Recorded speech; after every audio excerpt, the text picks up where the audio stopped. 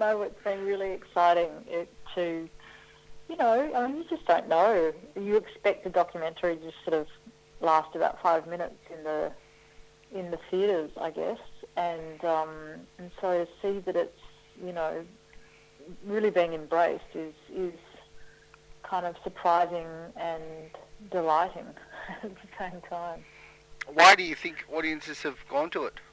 Look, it was a really deliberate thing to make a movie, to make a really big and spectacular and beautiful movie, and it just kind of so happens.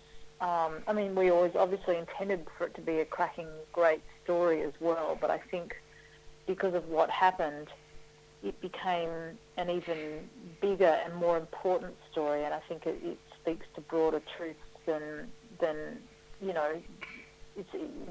it may have otherwise done. I mean, the fact that there was an avalanche, the worst disaster in the history of the mountain, but I think it speaks to sort of bigger themes that the world is looking at right now, and you can only just look to what's going on in America, and the world is becoming frustrated with the establishment, and this is an amazing underdog story. So I guess it must be speaking to the bigger themes, and that's why people are responding, I guess. Now, the film was backed by Universal and the Discovery Channel. I'm very keen to know how the success of the film in Australia boosts your currency with those people. Well, I would love to think that it did, but unfortunately those deals were done a long time ago. In fact, the deal that Universal did with Discovery was done even ahead of the BAFTA nomination, and so those deals are done, and I guess Discovery are very happy. I mean, they've got the international broadcast rights. They're going out all over the world. I mean, it's quite unbelievable the numbers of people that are watching this now, which is, you suddenly see explosions in social media response in different countries as it rolls out across the world. And the kind of numbers of eyeballs that I doubt many Australian documentaries have probably ever had. We're talking sort of 20, 30 million sort of eyeballs. So, so whether or not this, the success here is going to translate to anything, unfortunately, I think all those deals are done, and that's just a bonus, I guess.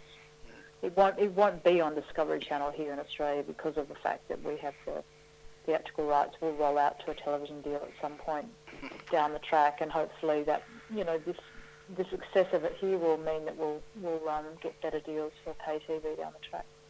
And I guess unlike with feature films, there's not a lot of trickle down to directors of documentaries when they hit big at the box office, is there?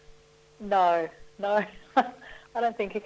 That's the thing. I think when you hear figures like $1 million, I think my parents said, "Oh wow, do you get any of that?" And the answer is, it's unlikely.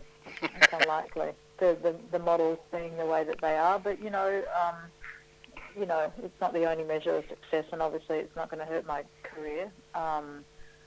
But I won't be suddenly rich as a result of this. But it's just really great that the film's been received as well as it has been, and hopefully we'll get to make more great films down the track. What are you working on right now? I'm working on this project. It's a collaboration with the Australian Chamber Orchestra. It's not about the Chamber Orchestra, but it's a project called Mountain, actually, which explores in a very cinematic and musical way the nature of our fascination with mountains. So it'll be a piece it'll be a live performance work as well as a standalone feature documentary. So that'll come out at some point next year, but it'll premiere at the Sydney Film Festival with the orchestra performing live, which, will be a really amazing experience. They're sort of known to be, the best chamber orchestra in the world by none. They're incredibly creative and dynamic, and so it's a really lovely project. It's been nice to sort of have something like that to do. It's a little bit different. It's obviously far less arduous in the shoot than something like Sherpa, and I'm collaborating with the same cinematographer, the American cinematographer Anand Ozturk. So we've got some incredible images to work with, and we're sort of at about rough cut on that project right now.